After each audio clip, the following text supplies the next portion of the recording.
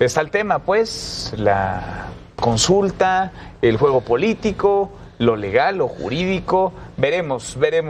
Luis Miguel González, ¿cómo estás, Luis Miguel? Encantado de estar acá. Gracias, muchas gracias, doctor Adolfo Arrioja Vizcaíno. Gracias, doctor, gracias por acompañarnos esta noche. Muy buenas noches. Muchas gracias. Jaime Sánchez Uzarrey, ¿cómo estás, Jaime? Manuel, ¿cómo estás? A ver, ¿ante qué estamos, Luis Miguel? ¿Cómo lo ves? Porque es un asunto en el que el presidente López Obrador ha ido matizando. Él ha dicho que no está a favor, que él votaría en contra, pero sin embargo es una propuesta que él presentó ante el Senado de la República. Hay una dimensión legal, hay una dimensión política y yo diría también hay una dimensión histórica. México, digamos que los hechos recientes, los sexenios recientes, no los hemos resuelto ni emocional ni históricamente. Me refiero, ¿qué tan mal presidente fue Peña, Calderón, Zedillo? Es un asunto, para mí, sobre todo histórico. Sí. Me gusta que se abra el tema porque da la oportunidad de reflexionar sobre eso. Obviamente está esta controversia jurídica que empieza, el papel que el pueblo puede jugar, la población. Creo que en lo jurídico están muy claras las cosas y es, pues básicamente al gobierno, a las autoridades les corresponde hacer su trabajo sin someterlo a consulta. Pero de todos modos el tema es fascinante, es en qué lugar ponemos a los expresidentes. Sí. O sea, en lo jurídico tú ves que la ruta que hoy traza el ministro Aguilar es la ruta que podría permear. Sí, pero no... Si no en todos, en la mayoría de los... Pero no se cierra el tema y me parece que hay una dimensión de historia reciente que tenemos que acometer. Jaime, ¿cómo lo ves? Bueno, yo discrepo. Yo creo que sí se cierra el tema, aludiendo a que finalmente la consulta es de carácter oficial y esto tiene que pasar por la Suprema Corte de Justicia y lo que hizo el ministro en esta resolución me parece extremadamente bien hecha, extremadamente bien fundada, es decir que esta consulta es inconstitucional. El otro tema, el que menciona Luis Miguel, pues por supuesto que está abierto y en cada elección que ha pasado en este país pues es lo que se ha debatido y por eso hubo un cambio de gobierno y por eso hubo una alternancia, ¿no? Eso me parece a mí muy relevante. Entonces, o sea, el veredicto de la plaza pública de los ciudadanos está en las urnas, depositado. Sí, y puede estar depositado también en una encuesta. Si tú haces una encuesta, seguramente saldrá que la población está a favor de que se enjuicie a cualquier expresidente que haya faltado, que haya cometido un delito, ¿no? Pero esta consulta, yo creo que sí viola una serie de principios, porque haría que justamente el principio de autoridad se sometiera a la voluntad de la mayoría, que es la esencia, me parece a mí, de la resolución del ministro Aguilar, ¿no? Y eso no se puede tolerar, porque al final de cuentas es un derecho constitucional que ampara al conjunto de los ciudadanos más allá de la voluntad de la mayoría. Deslindar eso y separar eso me parece que es capital, y a mí la resolución del ministro me parece verdaderamente extraordinaria, puntual y concisa. Adolfo, ¿qué te parece? Sí, yo coincido plenamente con Jaime. Desde luego es un asunto con connotaciones políticas, probablemente con connotaciones históricas, estoy de acuerdo, pero esencialmente es un problema que se está resolviendo en el terreno jurídico. La Constitución, el artículo 35 es perfectamente clara. No puede ser objeto de una consulta popular, de una consulta pública, la restricción de los derechos humanos y las garantías que la Constitución establece para su ejercicio. Por esa razón, el ministro Luis María Aguilar, en su ponencia que se divulgó el día de hoy, plantea dos escenarios, los cuales son contrarios a la Constitución, cualquiera que se dé. Si se votara a favor de enjuiciar a los expresidentes, pues estaría rompiendo con una serie de principios que marca la misma Constitución en sus artículos 19 y 20, que es el capítulo de Derechos Humanos, que señala que para procesar penalmente a una persona tiene que existir primero una denuncia y después se tiene que seguir todo un procedimiento de investigación para determinar si efectivamente se cometió o no se cometió el delito, y en donde el acusado tiene una serie de derechos, entre ellos el de la presunción de inocencia y el derecho a no autoincriminarse. Si se resolviera la consulta que hay que juzgarlos, entonces un proceso que está previsto en la Constitución para la aplicación de la ley se sujetaría al voto popular. Y entonces los delitos no se resolverían de acuerdo al marco constitucional, al marco jurídico, sino de acuerdo a la opinión o al humor de un grupo de electores. Lo mismo el otro escenario. Suponiendo que el resultado de la consulta fuera que no procede el enjuiciamiento, bueno, ¿qué pasa si en un momento dado efectivamente estos expresidentes cometieron delitos, porque además, como lo menciona el ministro, en la solicitud que envió al presidente de la República se mencionan delitos de lesa humanidad. Sí. Bueno, pues entonces se le va a dar a través del voto popular a alguien que cometió un delito de lesa humanidad impunidad, amnistía, indulto. Eso es romper Ahora, con parece el orden que estamos más allá, porque está el escenario jurídico, y tan es jurídico pues que está ya en la Suprema Corte de Justicia de la Nación.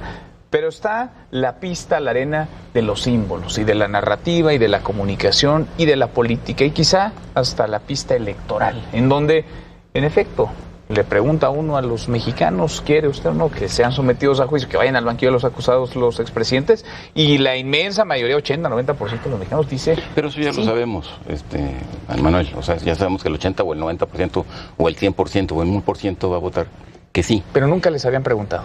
No, bueno, como no, tú puedes hacer una encuesta. El problema aquí es que se está preguntando mediante un mecanismo legal que involucra a la Presidencia de la República e involucra a la Suprema Corte de Justicia, que es la que tiene que decir que si es legal o no es legal. Ahora, el contenido político de esto me parece evidente y, por otra parte, me parece también peligroso.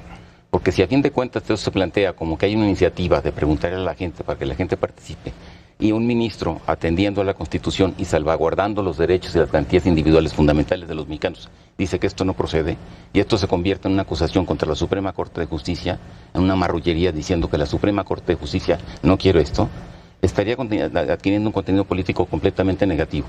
Y concluyo con una cosa.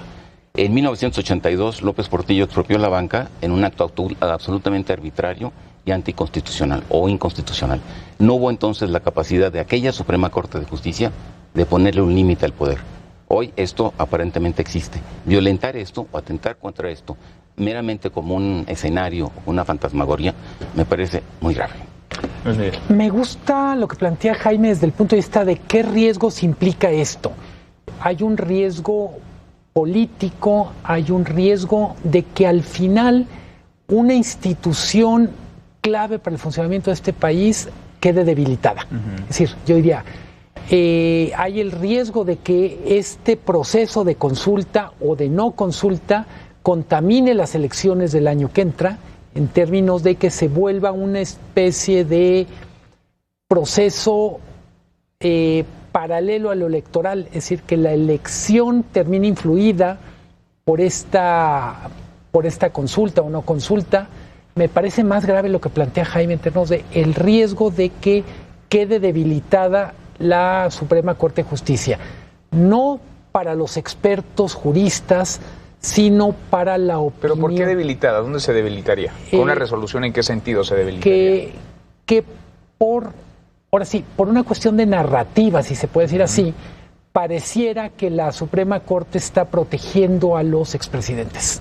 O sea, que el presidente dijera, queríamos llevarlos a juicio y la Corte determinó que no. Ahora, lo digo como riesgo, no estoy afirmando. No hay un solo expresidente hoy en algún juicio que haya declarado. Pero no necesita el Ministerio Público, si tiene elementos... No lo necesita, pero no lo hay. Es decir, a los ciudadanos uno le pregunta en la calle... Es que el Ministerio Público no necesita que la Corte le autorice a ejercer la justicia. Por obligación tiene que ejercer la justicia. ¿Y lo hace?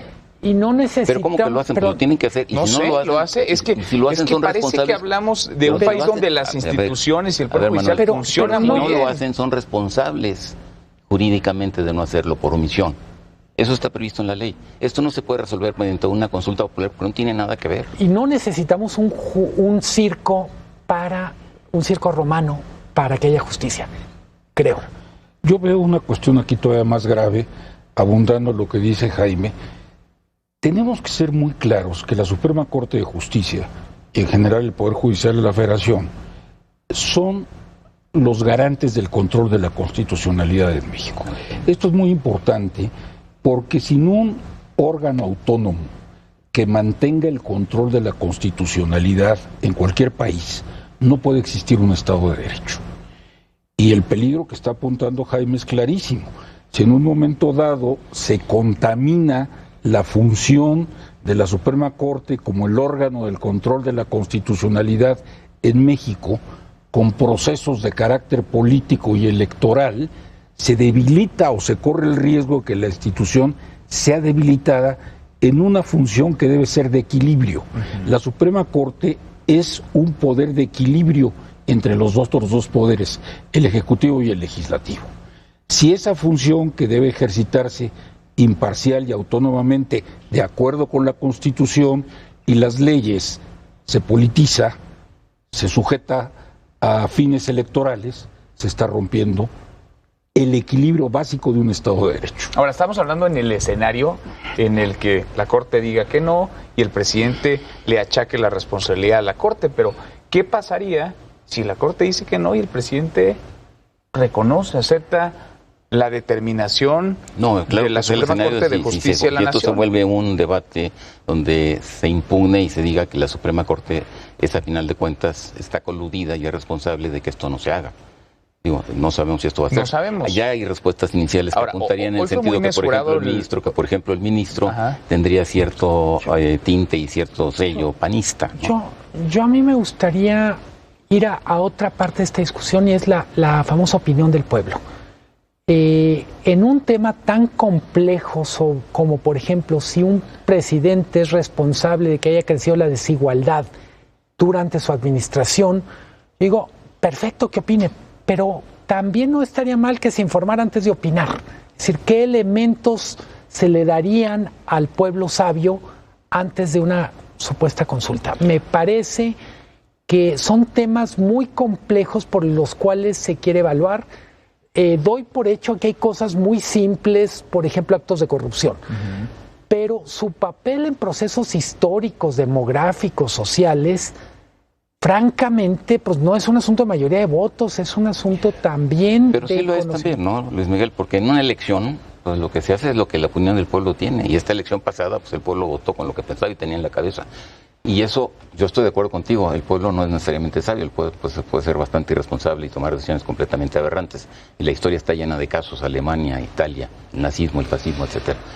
Pero a final de cuentas estamos en el terreno de la política, ¿no? Entonces eso, el problema aquí, yo coincido con el abogado, es que esta esfera de la política y de lo electoral, que es legítimo que existe y que tenga su propia dinámica, se convierte en un ariete contra la Corte y contra el poder, que justamente debe ser el garante, no solamente del equilibrio de poderes, sino de las garantías de los mexicanos. ¿Qué va a pasar mañana con cualquier mexicano que para ser juzgado pueda ser sometido justamente a un escarnio público donde se le declare culpable desde antes? El caso Cassés justamente sentó precedente y tiene que ver con el ministro Saldívar, porque resaltó justamente el hecho de que los medios habían juzgado y habían ejercido un efecto corruptor, y que eso era necesariamente condenable. Y esta falta en el debido proceso conduciría justamente a anular el proceso. Eso es lo que estamos discutiendo. Déjenme ponerme un poco optimista.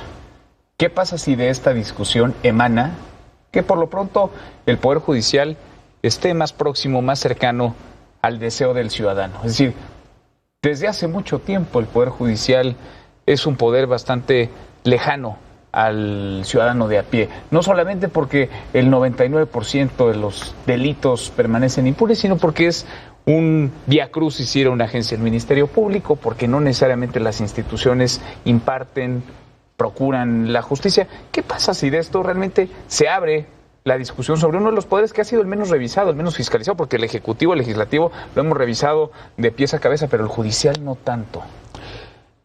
Aquí hay una situación que presenta muchas aristas y que no es fácil enfocarla. Una cosa es el Poder Judicial al nivel de la Suprema Corte, de los tribunales colegiados, y otra cosa es muy diferente el Poder Judicial a nivel de ministerios públicos que dependen del Poder Ejecutivo, de la Fiscalía General de la República y de los tribunales comunes, sobre todo los tribunales del orden penal común. La ciudadanía se enfoca en temas que están a la vista de todos. La corrupción, el martirio que representa ir a una agencia del Ministerio Público, y ya no digamos el martirio multiplicado a la 10ª potencia que significa tener que seguir un proceso penal en un juzgado que está en un reclusorio. Evidentemente que eso le da a la ciudadanía una imagen negativa del Poder Judicial. Pero hay otra labor que va más allá, como es el tema que nos convoca a esta mesa, que es precisamente el que yo mencionaba, el control de la constitucionalidad y como lo apuntó Jaime, la protección de las garantías y los derechos humanos de todos los ciudadanos mexicanos, de los gobernados. Entonces, este es otro aspecto del ejercicio de la labor del Poder Judicial que se maneja desafortunadamente con criterios de técnica jurídica que no permean a la población en general. Están, digamos, en diferentes niveles la discusión. Están en diferentes niveles, es lo que yo diría. Entiendo tu pregunta como una provocación y me gusta en el sentido, creo que necesitamos un Poder Judicial más cercano a la gente, pero también necesitamos un Poder Judicial que tenga una sana distancia respecto al presidente. Y en ese sentido me parece que esto, también siendo optimista, puede ser una oportunidad para hacer pedagogía, que la gente entienda qué significa esto del control constitucional, por qué es importante que la Suprema Corte le diga no al presidente y de alguna manera refuerce la autonomía de poderes. Y a lo mejor queda muy clara la división de poderes. A lo mejor lo que terminamos observando, Jaime, es pues que el judicial corre por un carril distinto al ejecutivo.